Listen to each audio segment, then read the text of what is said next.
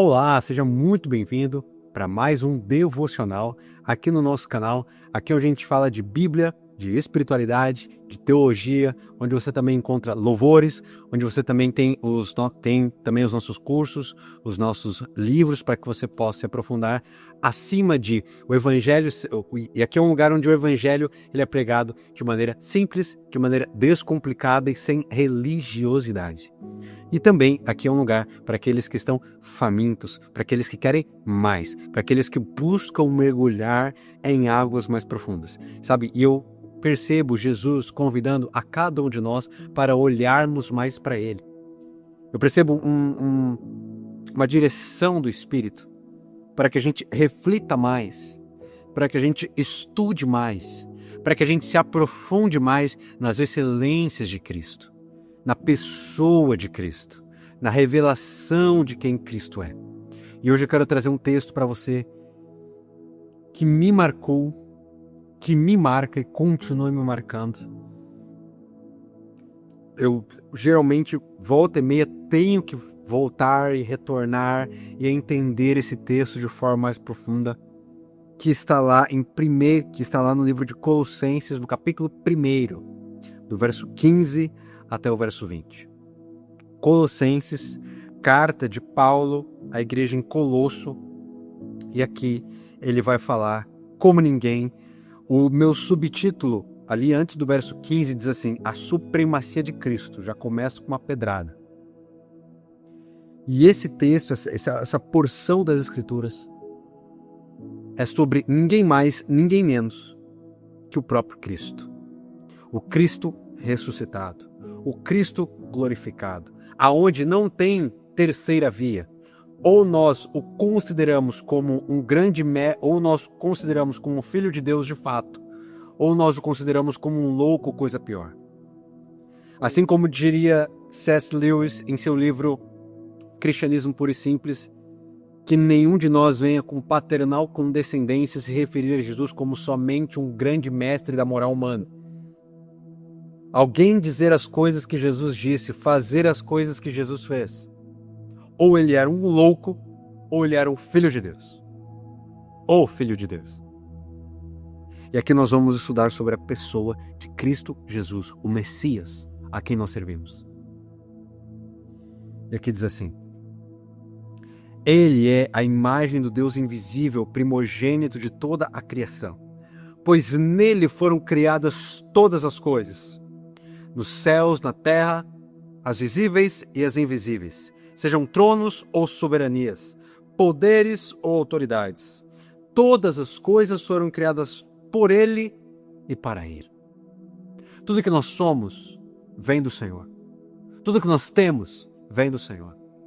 Sabe, nós pregamos o Cristo ressuscitado, glorificado, crucificado, mas que todas as coisas foram feitas por Ele e por intermédio dEle e para Ele.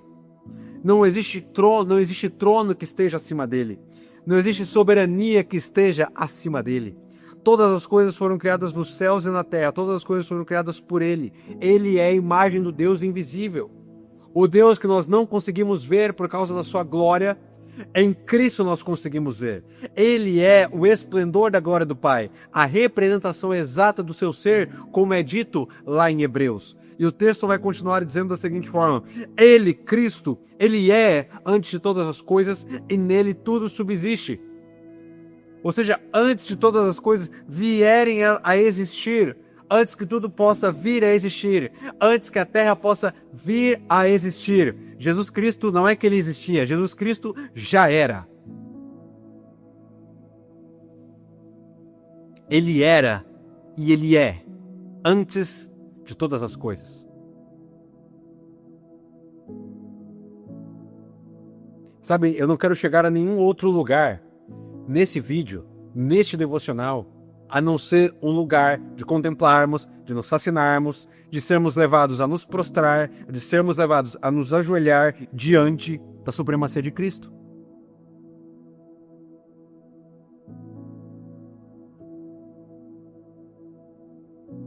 É por isso que Paulo diz: eu considero tudo como perca. É por isso que Paulo estava escrevendo em Romanos, no capítulo 11, do nada ele para dizer, profundidade, a riqueza do saber, o conhecer de Deus.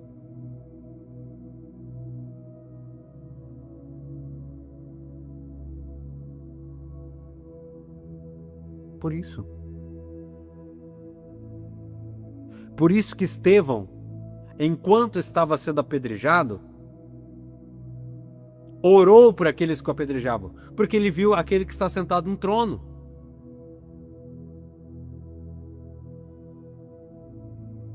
Por isso que Moisés clamava por mais. Por isso que Davi ansiava, sua alma chorava. Por isso que Pedro pediu para ser crucificado de cabeça para baixo, porque não era digno de ser morto como seu mestre foi.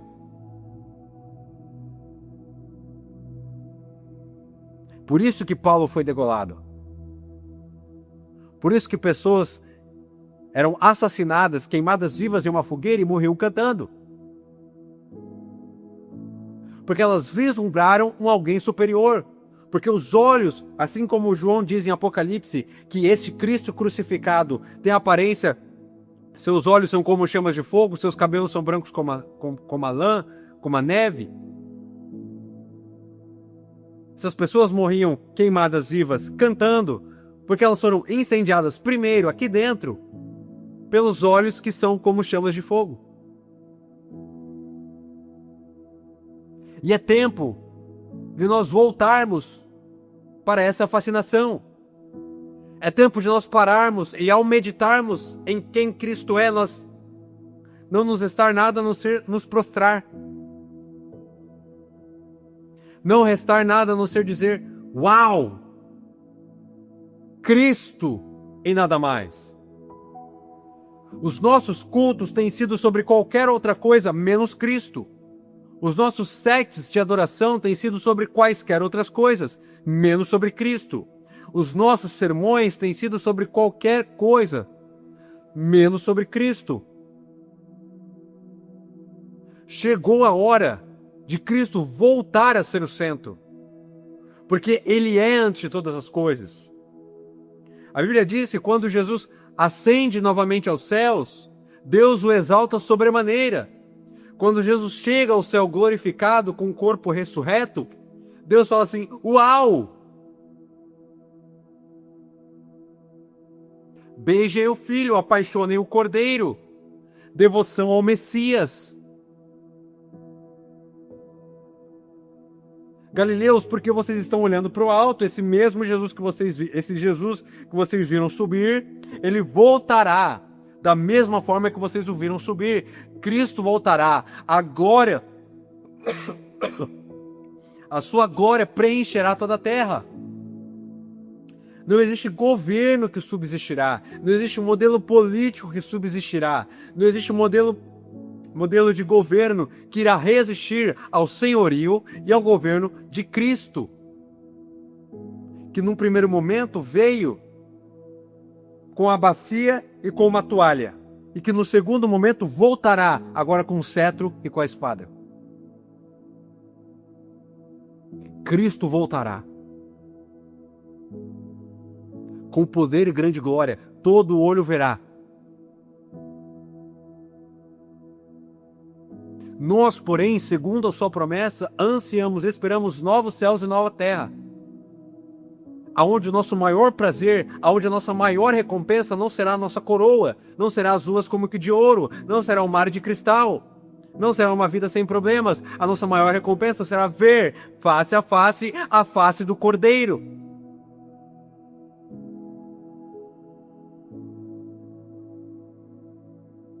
João começa a chorar porque não tinha ninguém que era digno de abrir o livro e romper os selos.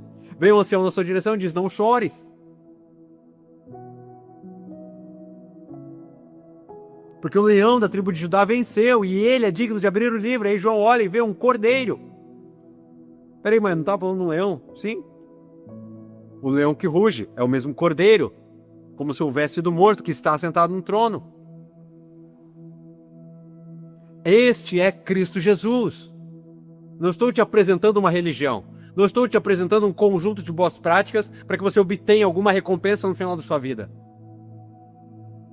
Eu estou te apresentando o centro de toda a existência. Eu estou te apresentando o Verbo encarnado. Ele é Jesus. Eu nem terminei de ler. Ele é a cabeça do corpo que é a igreja, verso 18. É o princípio primogênito dentre os mortos, para que em tudo tenha a supremacia, até na morte. Pois foi do agrado de Deus que nele habitasse toda a plenitude. Por meio dele reconciliasse consigo todas as coisas, tanto as que estão na terra, quanto as que estão nos céus, estabelecendo a paz pelo seu sangue derramado na cruz, cumprimento de Isaías,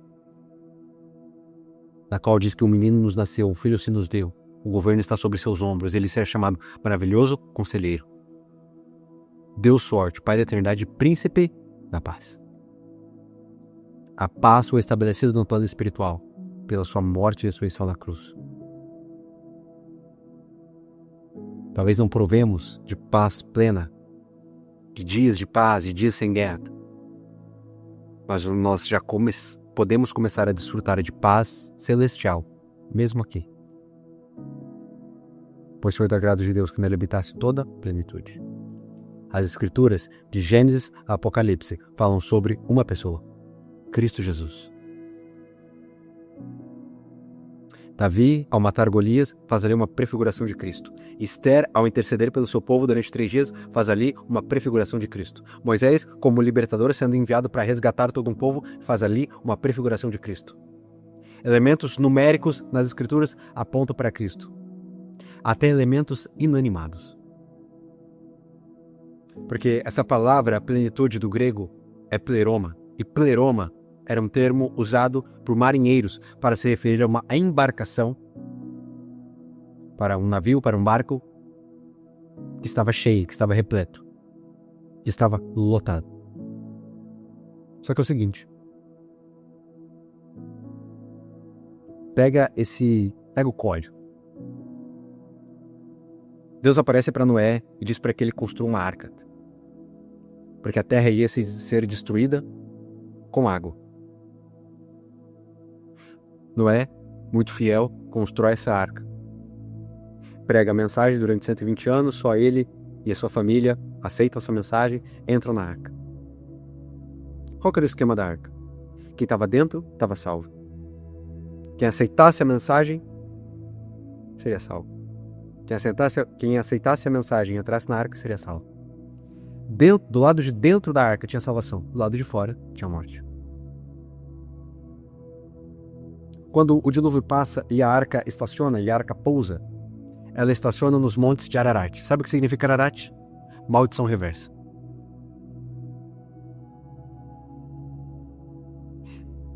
Milênios depois, ao falar sobre Cristo, ao falar sobre toda a plenitude que havia em Cristo, pois foi do agrado de Deus, Paulo usa o termo pleroma, um termo usado por marinheiros, para se referir a uma embarcação, a uma estrutura marítima que estava cheia. O que eu quero propor para você é que até a arca fala sobre Jesus. Dentro dela tinha salvação, dentro dela tinha vida, dentro dela tinha direção, dentro dela tinha proteção, fora tinha morte. E quando ela pousa nos montes de Ararat, que significa maldição reversa. Quem que reverteu a maldição? Cristo Jesus. A Bíblia Sagrada é um livro sobre Cristo.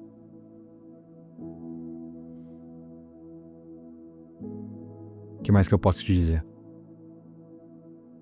Não nos resta outra escolha, a não ser dobrar os nossos joelhos, a não ser nos prostrarmos diante de tamanha majestade, tamanho amor, tamanha grandeza do conhecimento de Cristo Jesus. Somos tão pecadores, tão miseráveis, somos tão presunçosos, tão cheios de nós mesmos. Que o perdão de Cristo hoje repouse sobre nós. E que também a revelação de quem Ele é nos encontre mais uma vez.